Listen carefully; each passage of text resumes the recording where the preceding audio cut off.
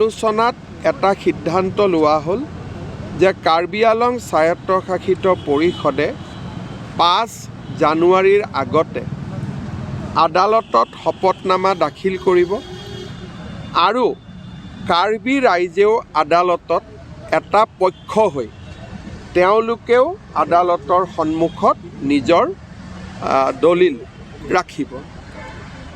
ৰাজ্য চৰকাৰেও আদালতক অনুৰোধ কৰিব যে যিহেতু বিষয়টো স্পৰ্শকাতৰ খুব সোনকালে ইয়াৰ ৰায়দান কৰিব লাগে যাতে আদালতৰ ৰায়দান অনুসৰি আমি ব্যৱস্থা হাতত ল'ব পাৰোঁ।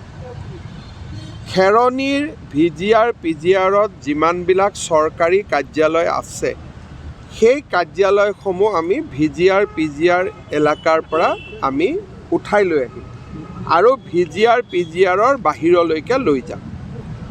তৃতীয়তে খেৰণীত VGR PGRৰ খালী মাটি 8,000 বিঘা আছে।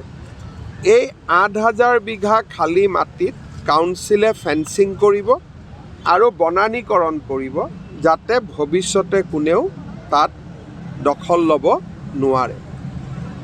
যিজন ব্যক্তিৰ পুলিচৰ গুলীচালনাত মৃত্যু হ'ল কাউন্সিলে তেখেতক এটা চাকৰি দিব। ৰাজ্য চৰকাৰে অতিৰিক্তকৈ 10 লাখ টকাৰ ক্ষতিপূৰণ দিব। VGR PGR মাটিত যিমান ট্ৰেড লাইচেন্স ইছ্যু হৈছে কাউন্সিলে আটাইবোৰ ট্ৰেড লাইচেন্স কেনচেল কৰিব যাতে কোনেও তাতে ইলিগেলি ভৱিষ্যতে ট্ৰেড লাইচেন্স ল'ব নোৱাৰে।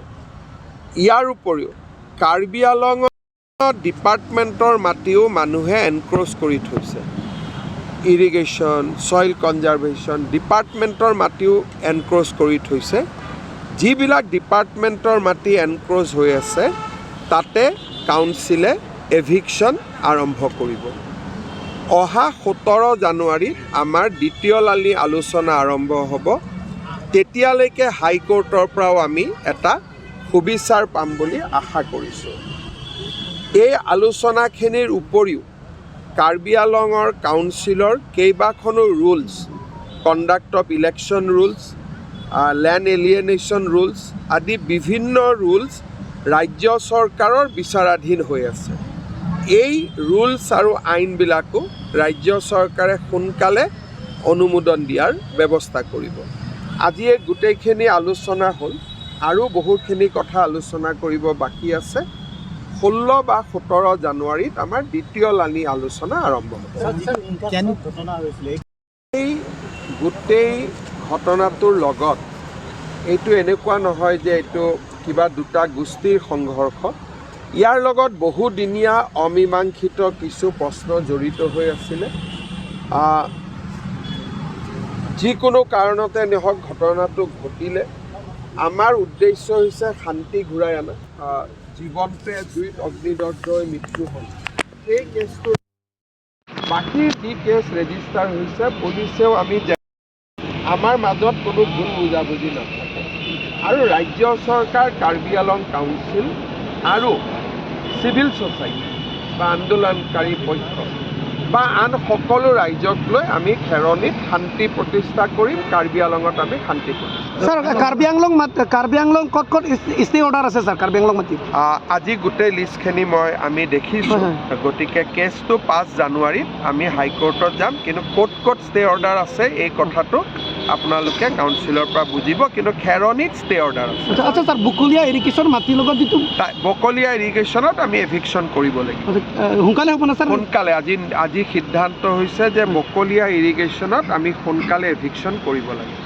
What was the outcome of today's meeting? What were the topics? Today was that we have decided to move jointly before Guwahati High Court so that the entire VGR PGR issue can be resolved immediately.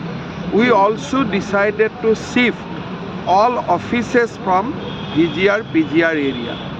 We have also decided to fence all the vacant land immediately and start a afforestation drive in the vacant area.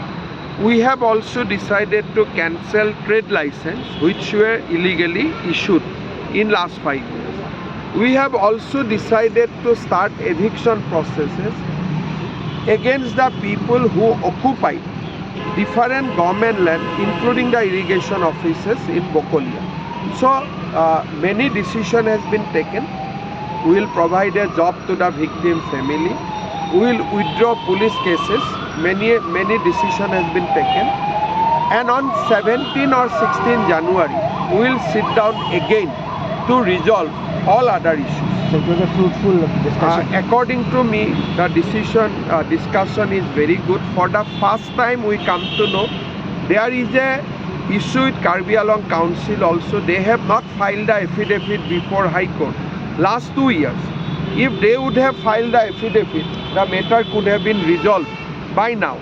So I have directed Council also to file affidavit before 5th January so that uncertainty is removed. So today discussion is fruitful, and definitely the civil society will also talk to you, and I am hopeful that we will be able to resolve all the issue amicably.